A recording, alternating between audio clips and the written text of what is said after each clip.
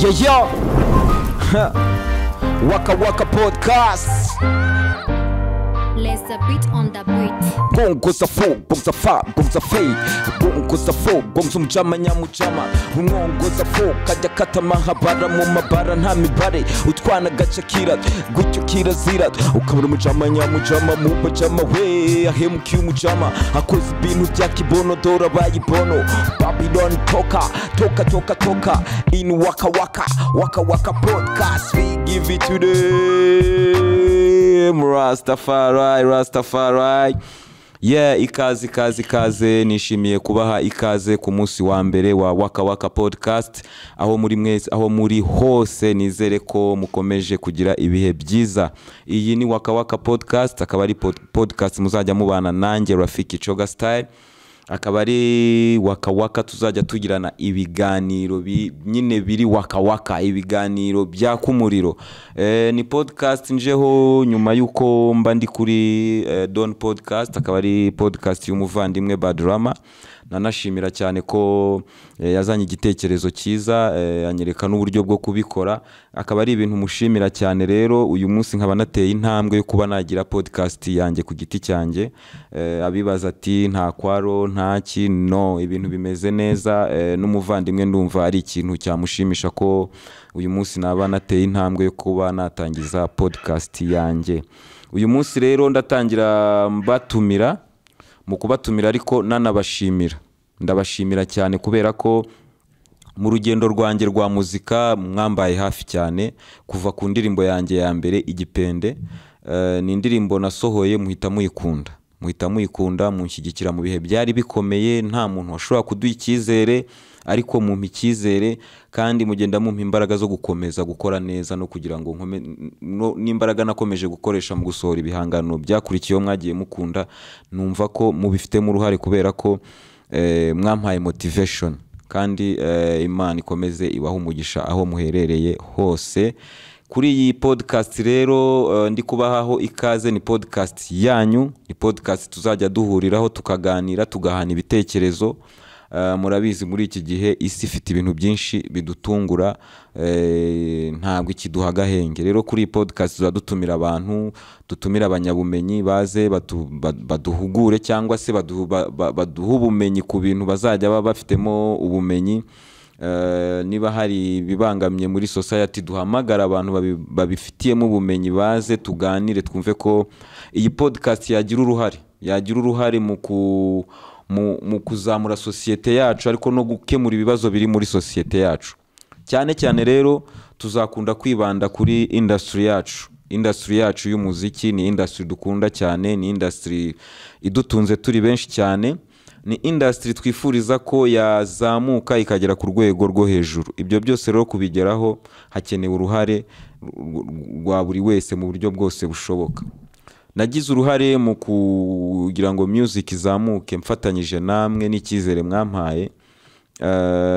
Guhera 2005 nsohora indirimbo yanjye ya mbere Igipende, nkuko nabivuze mwambaye hafi. Nsohora indirimbo ya kabiri Gikosi, nayo murayikunda. Indirimbo ya gatatu ndumva yaraje ari Igitwenge, hakurikiraho Tukabyine. Mwumva ko nyine imbaraga mwagiye mumpa zagiye zimpa gukora ibirenzeho. Nayo mpamvu n'uyu munsi mbasaba kunshoboza gukora ibirenzeho. Intambwe ndiho uyu munsi, murabizi nta muntu uvuka ngo ahite yuzura ingobyi. Ndumva ko ni ibintu bishyashya ndimo gukora, nubwo nari ndi kuri Don Podcast nta gihe kinini nari mpamaze. Ariyo mpamvu mbabwira ngo ndabakeneye ibitagenda tukabivuga neza, tukabiganiro, tukareba ko ubutaha byazagenda neza kurushaho, kugira ngo iyi podcast igende ikura igirire abantu benshi akamaro. Umuntu ageza kuri iyi podcast ahakura ubumenyi, nicyo cyifuzo cyanjye. Ni nayo mpamvu mbabwira ngo nzajya ntumira abanyabumenyi batandukanye, kugira ngo ibyo tuganira biba ari ibintu bifatika. Duhana ibitekerezo mu buryo bufatika, twungurana ibitekerezo mu buryo bufatika, tugirana inama. Iyi podcast cyane muri industry tuzareba niba iki bitagenda muri industry yacu. Iyo mvuze industry harimo umuziki, harimo cinema, harimo abashushanya. Ni industry yaba artist bose. Tuzagenda dutumira aba artist bashushanya, aba artist bo muri bo muri cinema, abo muri music,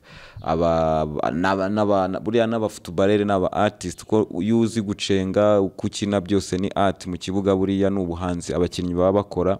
Rero njyewe mbabara nabo nk'abahanzi, nkaba numva nabo tuzajya tugira igihe cyo kuganira nabo, kubera ko ni abantu dukunda cyane, ni abantu badushimisha bakanatubabaza sometimes, nabyo ni ukubyemera, ariko nyine mu mupira nyine byose bibaho. Iyo ukunda umupira ibyo bintu uba ubizi ko nyine hari igihe cyo kwishima, hari n'igihe cyo kubabara watsinzwe, kandi abasportife nyine batozwa kubyemera. Nayo mpamvu tuzahamagara abasportife mu kiganiro hano kugira ngo baduhe ibitekerezo, nabo batubwire n'ibiki bijya mbere muri field yabo ya siporo. Ibindi bintu tuzaganiraho ni bitandukanye biba muri society yacu, ni gute tubana mu miryango, ni ibihe bibazo biri hirya no hino mu miryango, byakemuka bite, dutumire abantu bakuru mu miryango baze tubiganireho, n'abatoya tuzajya tubatumira nabo batubwire uko babibona mu miryango.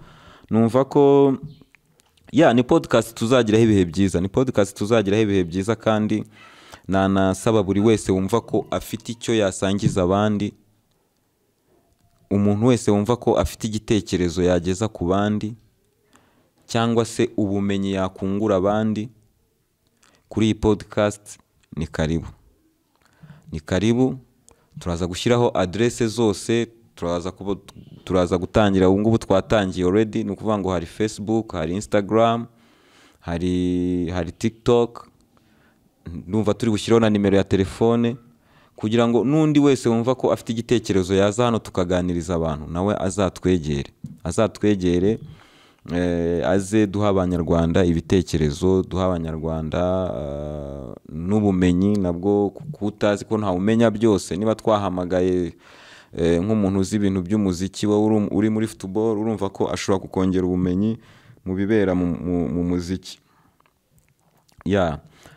Hakabaho n'ibibazo bitandukanye bibera ku isi, namwe murabibona.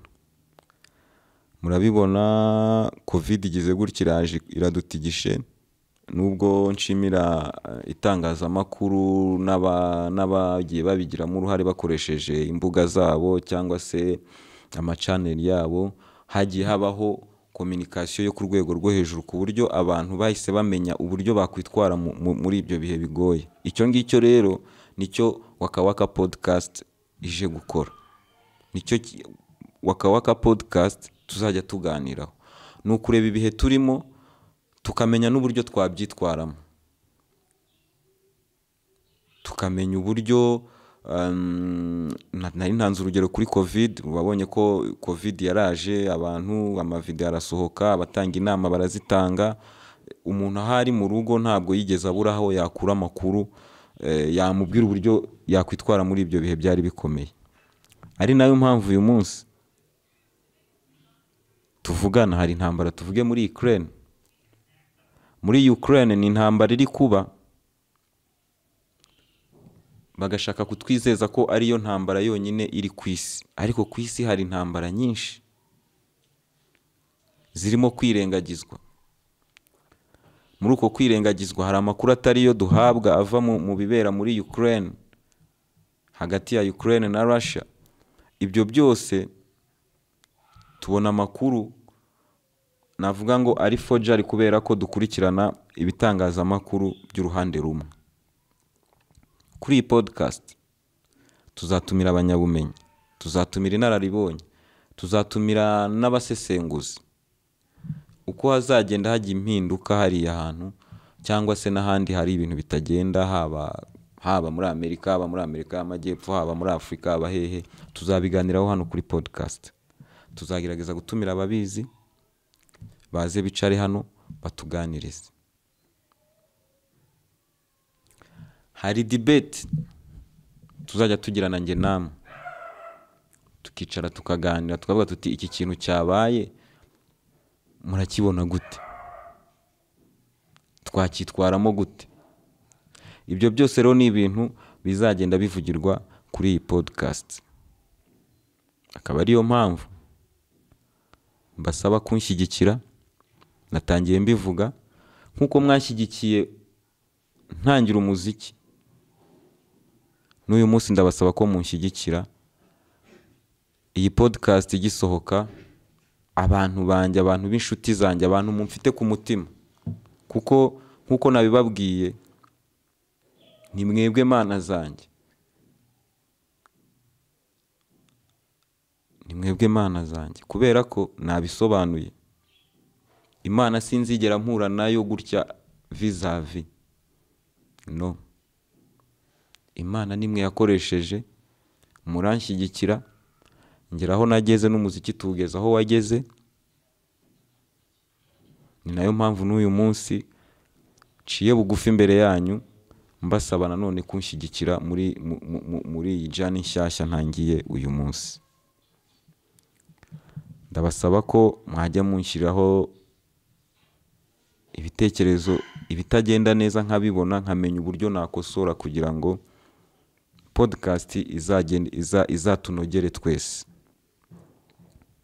Ndabasaba ko mukoresheje imbuga nkoranyambaga zanyu, buriya namwe ni nkaho mufite ibisa na podcast zanyu. Ufite Instagram, ufite Facebook, ufite Twitter, ufite TikTok, ufite WhatsApp. Aho hose ni ahantu wampera umusanzu wawe, umfasha gusakaza ibiganiro tuzajya tuba twasohoye, ugasharinga n'abandi, ukabigeza kure kurushaho, tukareba ko iyi podcast yakomeza kutunogera twese. Ndabashimiye rero, mbifuriza gukomeza kugubwa neza aho muri hose. Nanabamenyesha ko ubu ngubu ikiganiro cya mbere kigezweho, nako kigezeho, I'm sorry, ni non-stop. Ni non-stop, ni kuva kwa mbere kugera kwa gatanu.